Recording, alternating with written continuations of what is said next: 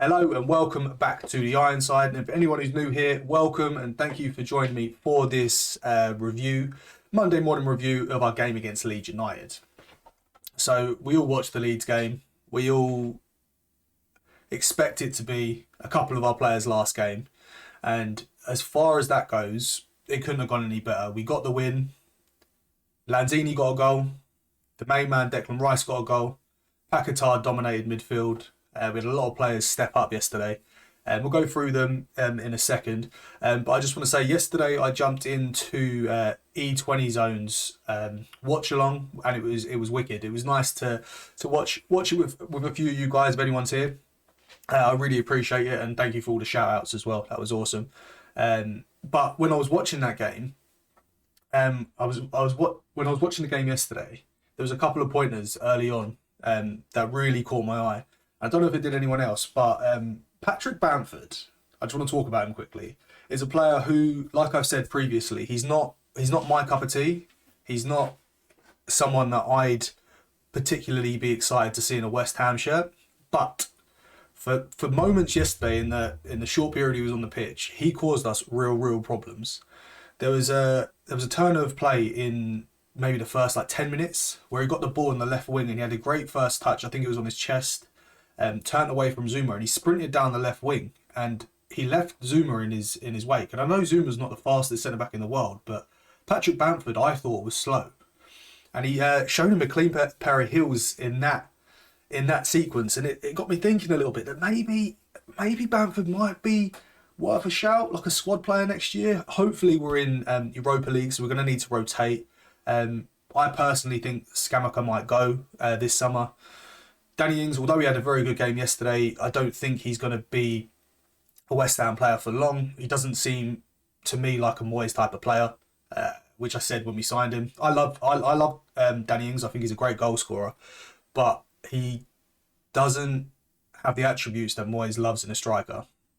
Antonio is obviously 34, or 34 next year. So I honestly think that there's a player in Bamford that maybe could play these Thursday night football games. I'm not too sure. It's off the back of yesterday's performance. I know he's had a really tough time recently at Leeds, so that's why I'm saying it. He'll be out this summer. He'll want to be playing Premier League football. And it's something that we could maybe look at. But right, anyway, on to the game. So we started slowly, like we have done all year. It reminds me of when Wolves were in Europa League a few years ago, and when they battled against relegation and they got out of the group in the Euros. I think they got to the semis or something under Nuno Espirito Santos, whatever his name was. I think they got to the semis and they struggled in the league. Our season has been pretty much a carbon copy of that for Wolves, except we got to the final. Now, I thought this season would be the season we had last season, if that makes sense. When we first got Europa League, I thought we'd really struggle in the league because our squad was too small. We didn't. We went on, we had a great run, and we probably should have won it. Looking back now, probably benefited us a little bit not winning it, because if we was in the Champions League, and our league form would have struggled even more, because our owners wouldn't have put in any more money than they already did. I think the money they put in this summer, unfortunately, is probably the money that they're expecting to get for Rice, because he's a world-class player. They're going to demand anywhere between 90 and 120 million, and he's worth that. In the current market, he's worth it. Whether I agree with the amount of money that's thrown around for players is a different story, but current market, Declan Rice is worth whatever we want for him, because there's only... I personally, very biased, I personally can't think of a better six than Declan Rice in world football. And that's a massive statement, I know, and I'll probably get some pelters, but I'll deal with it. But anyway, back to the game. We keep going off track. So we started poorly. Bamford ran us. They got their goal through Rodrigo. Another long throw. So the last 2 weeks, if nothing else, has shown Fiorentina we are relatively easy to score against from set pieces. Not the standard set piece, like a corner or a free kick. A throw-in. A long throw. It's ridiculous. And the worst thing is that we won the first header from McKennie's long throw. And it's come out to Rodrigo. And yeah, it's a good finish, but it isn't... He was unmarked on the edge of the box. He had so much time to be able to pick his spot and take that. And we need to close them gaps down a lot better, and we need to deal with throw-ins a lot better. I hope we do some practicing between now and the Fiorentina game. But moving on from the opening sequence, the first 20, probably 15 to 20 minutes, they were the better team. They deserved their lead. It was very end-to-end. It was like a basketball match at times, with very little play from midfield. But then it was probably just after Bamford went off, we started to get a grip in the game, and we slowly started building. We seen lots of sequences coming. We had Bowen getting involved. Fornals was dominating. Paquetá, Rice, even Souček was getting forward more. Danny Ings' link-up play was exceptional yesterday. After the first 20 minutes when we started bringing him in the game. And then we got our equaliser through the one and only Declan Rice. Lovely build-up play from Fornals and Souček. Fornals clips it in behind the defender, who was Woba, and Bowen picks out across to the back post. Now, I was watching the game, and as Bowen picked out that pass, I was moaning because it looked like he overhit it because I couldn't see Declan Rice. But then he came in, and Declan Rice has meant that finish. He's hit that into the ground knowing that's the best way and easiest way, most likely way he's going to score a goal. So it was a great finish from him. And then from that point onward, we didn't really look back. Second half, we absolutely dominated. We dominated from the 46th minute to the 94th or whatever it was. We were by far and away the better team. From a Leeds point of view, I'd be absolutely fuming with my players. They're in a relegation battle. They're fighting for their lives. A draw wouldn't have been the worst result, but they needed a win. And it was only when they went 2-1 behind did you really see them come out. And I know Sam Allardyce is a pragmatic manager. Much like Moyes, he plays not to lose sometimes rather than to win. But like I said, in the first 20 minutes, they had us pinned back. They couldn't do that when they brought Bamford off because they brought Nonto on. They haven't got a like-for-like striker. But it was abject, it was poor, it was slow. There wasn't really any fight. Like, you need something in those games to get the crowd going on your side or to quieten our crowd. And the goal got that, but then they didn't push on. They sat back and was quite happy to concede possession, which, by the way, we ended up with 60% possession yesterday, or just about, which I don't remember the last time we had more possession than the opposition. There was points in the game where I was seeing the stats and we was in the high 70s and 80% possession mark. And that is embarrassing for Leeds because we're a counter-attacking team. As much as it might not be to every fan's taste, we are a counter-attacking team. We're a better counter-attacking team than what Moyes tried earlier on in the season. But that's to have... And I know they're away from home, but they conceded far too much possession, far too much space. And in the second half, we really started showing our class. Paquetá was absolutely outstanding. For the third goal, he's danced past three of the players like they're not there. And then Lanzini got his goal to mark his farewell, which was lovely to see. I wanted him to come on a little bit earlier, but he got his goal. And obviously Bowen got the one in between, which looked offside to me, to be honest. But it wasn't. It was given, and it was a great, thoroughly deserved 3 points and a great performance. And that's just the type of performance we want to see before the Leicester game to get a little bit of momentum going. So we've got Leicester and then Fiorentina, two big games. I know Leicester means absolutely nothing to us, but I want to see a good performance like we had against Leeds, and then we can take that into the Fiorentina game. All over the pitch, we were very good yesterday.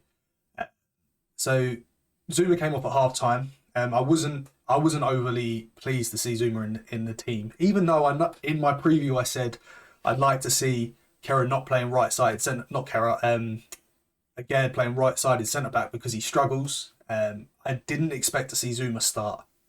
So Zuma obviously started and he came off at half time, which was definitely the correct decision. Kera came in and didn't really have anything to do. Bonner played well. Emerson's a really he's somewhere in between for me. He's an interesting player. That's the word I'm looking for, because I don't know what his best attributes are. He's not the best defensively, similar to Aaron Cresswell in that statement, but he's not overly forward thinking. I thought he was more of a wing back type of mindset. I thought he would constantly be up next to our left winger or the left side of midfield, but he doesn't get up as much as what I thought he would, which I quite like. I'm excited to see Emerson develop over the next couple of years into hopefully a really class player, because as we all know, Cresswell's getting on. Might not even be here next year. He's out of contract. But I'd expect to see Cresswell sign. I'd expect to see Fabianski sign, Ogbonna sign for another season. Ben Johnson's an interesting one. I'm not too sure. Our defence next year needs a bit of a shake-up. We need to get in a couple of defenders. We need a centre-back, a right-footed centre-back and a left-back to challenge. And then moving into midfield yesterday, all three of them, the starting three and the players that came on were excellent. Souček was awesome. One problem I have with Souček is that he keeps pulling out wide and he can't cross. So I don't know why he pulls out wide. He's just a bit like a dog. He just chases the ball, finds himself in these wing areas and then doesn't really know what to do because he hasn't got quick enough feet to beat the player and then get a cross in. So he draws another one of our players out there. So then it becomes really congested in that corner area. So it's pointless. I don't know if it's something Moyes tells him to do or if he's just doing it because he's seeing the ball and chasing it.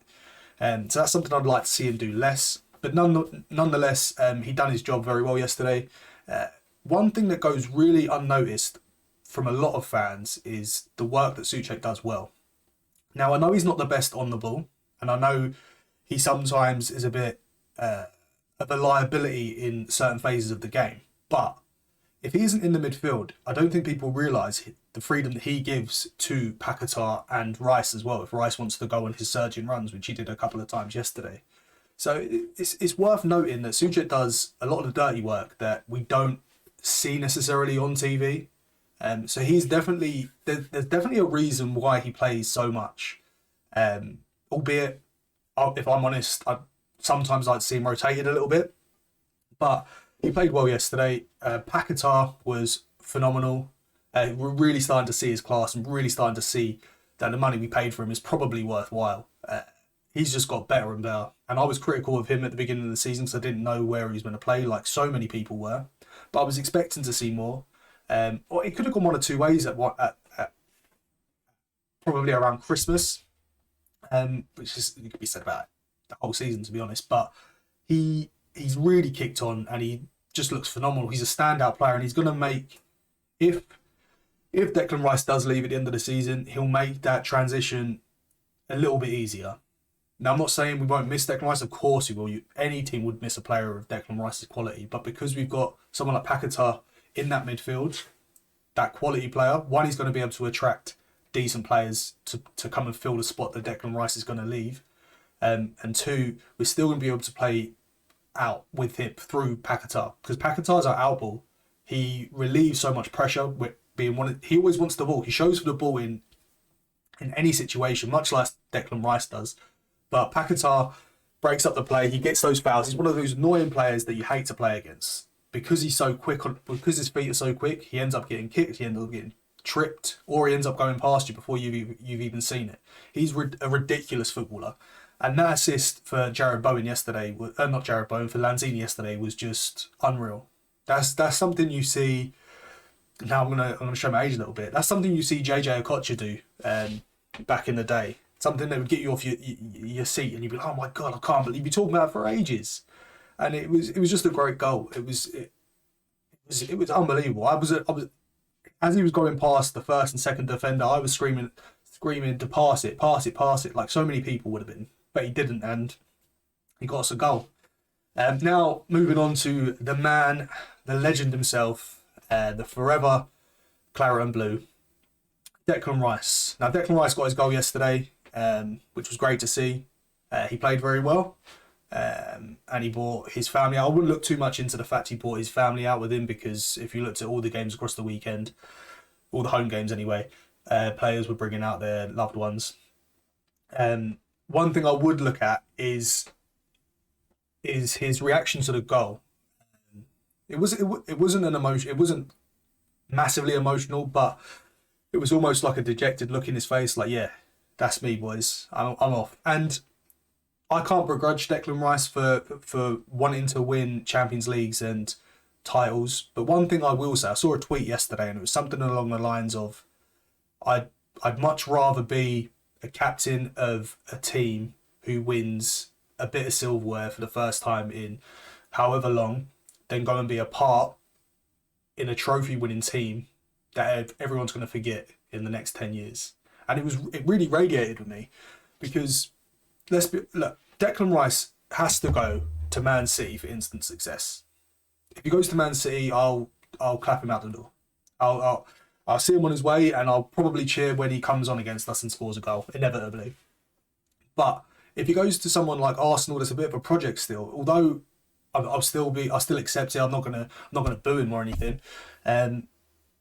It's a bit of a pondery for me because I think personally Arsenal will regress next year. I don't think they're going to be challenging for the title. I think they'll struggle with Champions League football, and their squad's not big enough, which is obviously why they want more players. But it's a really difficult one from Declan Rice because he loves West Ham. You can tell he loves West Ham, and if he could, he'd stay at West Ham and try and win all these titles and trophies with us. Similar again to what Harry Kane wanted for Tottenham. But realistically, we might win the Conference League this year, and then who knows it? If we do, we may go on and win the Europa League next year. Who knows? No, you never can tell what might happen. But one thing that's guaranteed is if he goes to Man City next year, he will be with Pep Guardiola. He will 100% be in semi-finals. He'll 100% be in the top 3 in the Premier League. He'll 100% be playing in Champions League the following year. So it's a really difficult one. Now I don't know. I don't know. I think he'll leave. But I also don't think it's entirely his decision. You got to look at it from the board's point of view, and they know that he's an asset. They know that they can make X amount of money by selling Declan Rice, and they know that if we keep him for his final year, he has a bad season, his price plummets. So it's risk and reward, and we took the risk with him last year because we could have sold him last summer, and it's paid evident for us. Like, because he's carried us to a Conference League final. There's been a lot of times this season where he's looked dejected, like so many players, but in the end of the day, he's come good. So then moving on to our front three from yesterday, I've got a lot of praise for our front three that started yesterday. So Bowen was quiet. He got his goal. He got an assist as well. So he wasn't that quiet, but he done his job. Bowen is one of those players that will forever. He just embodies West Ham. His work rate is insatiable. He does the dog work in defence. He gets kicked like nobody's business, but he gets straight back up. I'm a big fan of Jarrod Bowen. I want to see him getting more goals and assists, like all of us do. But he was good yesterday. They were all good yesterday. He was okay. I wouldn't say he was fantastic because he didn't do enough to be in that category. Fornals, on the other hand, I think was phenomenal yesterday. I think that's the best game I've seen Fornals play in the best part of a year. His passing, his work rate, his 1 and 2 touch with Paquetá and Ings at times was great. It was much like the Fornals of last season. It's amazing what a goal can do for you. And I think that goal on Thursday, plus that performance yesterday, if he can keep that going in the Leicester game, then there's a shout for him to start against Fiorentina. I wouldn't say who because I like Ben Rama, I like Souček, so I'm not going to say who he should come in for. But you can't argue if he's scoring goals and creating chances and being that man in the link-up play. Then who am I to argue? Danny Ings yesterday, although he didn't get his goal and missed a fair few chances, his link-up play just showed that he's more than just a goal scorer, which I think is overlooked a lot. His link-up play from midfield to the other attackers and vice versa was great yesterday. He was dropping in that hole, that number 10 position almost, pulling the strings, and you saw it for the Bowen goal. His vision is undeniably great. So Danny Ings is a player that I love. I've always liked Danny Ings. Again, like I've said a few times, he will never be a David Moyes striker. He will never be a player that David Moyes can utilise to David Moyes' game plan. And that doesn't work the best for Danny Ings. Having said that, I heard someone that David Moyes tried and signing him from Southampton before he went to Villa. So I don't know why he wants him when he doesn't fit the mould of what David Moyes wants. If you look at any of the strikers that's had success under David Moyes, Danny Ings is the polar opposite. He's not that type of player. Unless he's looking to bring him back into a number 10 role as a link-up, then that makes more sense. But then you're missing out on Danny Ings' best attribute, which is meant to be his finishing. But by the by, yesterday he was very good. I like to see him. He looked dejected when he came off. I think that's because he wanted his goal. But I've got a lot of time for Danny Ings, and play like that against Leicester, get a couple of goals, then who knows? He'll be pushing Antonio. Antonio's going to start in the final. We know Antonio's going to start in the final. But I'd like to see Danny Ings going into that game in some really good scoring form. And then on to our subs. So there was a few subs that came on for their potentially last game. So I think Ben Johnson's out of contract at the end of the season. He might have another season. I'm not too sure. I'm not a big fan of Ben Johnson. I was a few years ago. He's a West Ham boy. He's an academy product. So I'd love to see him stay, but he needs to play less. I think he's had a poor season. I think he's really, really struggled when he's come into the team, and teams have targeted him a lot. Time will tell whether we have him next year or not. He's a good squad player to rotate in the cup games. Can't deny that. And you can never have too many defenders with 50 plus games. So he came on, didn't really do much. I can't really give him a score. I didn't give anyone a score, but I can't really rate his performance. Yesterday I'm just doing it based off of the last 18 months or so. He's just been below par, and we've looked very weak when he's come into the team from most games that he's played. Unlike Kera had a real tough start, and I've slated him, and I will admit that I've slated him because I'm honest. I didn't like Kera at times, but he's really turned it around in the last 3-4 games, and he's been pushing Soufal now for that right back position against Fiorentina, and that'll be interesting to see Moyes picks. But moving on anyway, Lanzini came on and got his goal. Our Argentinian maestro, very likely to be his last game in a West Ham shirt at home. Got his goal, and it was great to see. I love a little bit of Manu. I wanted him to come on earlier, like I said earlier, but he didn't, and no, well, he didn't. But he got his goal, and when he came on, you saw what he can do. And his link-up play with Paquetá, his movement alongside Paquetá was phenomenal as well. They could have really sparked something if they were given more chance together, but we weren't in a position to be able to rotate too much this season, in all honesty. We struggled for form in the league. We went out of the Carabao Cup quite early, so we didn't get a chance to really play too many of our fringe players. But it'll be sad to see Lanzini go. I've got a lot of time for Lanzini, but he has been a very good servant to the club, and I'll wave him goodbye. It's a shame that the injury scuppered his career on international duty. At the time, he was one of the first names on the team sheet for Argentina, which is saying something. You look at the players that he was keeping out of the team at the time. Mbama came on, and now Mbama obviously got young Hammer of the Year. He scored a lot of goals for the under-21s or reserves? I don't know what you call it these days. Scored a lot of goals for them. He came in a few times this season. He's got a goal. I need to see more of him before I give any sort of judgment, because I don't want to be harsh because he's a young player. But there was one sequence in the game where he got the ball and we were charging through, and it was 4v2 or 5v3 or something like that. We should have done something from it. And he's lackadaisically crossed the halfway line, and then he slowed down but taken the worst touch I've ever seen, and it's just got taken by the defender. Those little things, I think what we want to see from a young player is those 10-minute segments when you come on towards the end of the season. You want to see them playing full throttle, and that moment is my main reason for me saying things like he's not ready. That's why he can't start a game yet, and that's probably not going to go down too well with a lot of people. We need to see him more. I'd love to see him in pre-season, get loads and loads of minutes, see what he really can do. But yeah, he was. I look forward to seeing more of him, and that's about it. Yesterday was exactly what we wanted. It was a great performance after going 1-0 down once again. But we got there in the end. We got a deserved victory, potentially saying goodbye to Lanzini with his last goal. So farewell, Manu. I love you, and you've given me some great times, like so many West Ham fans. And obviously Declan Rice. We'll find out more about Rice probably after the the Conference League final.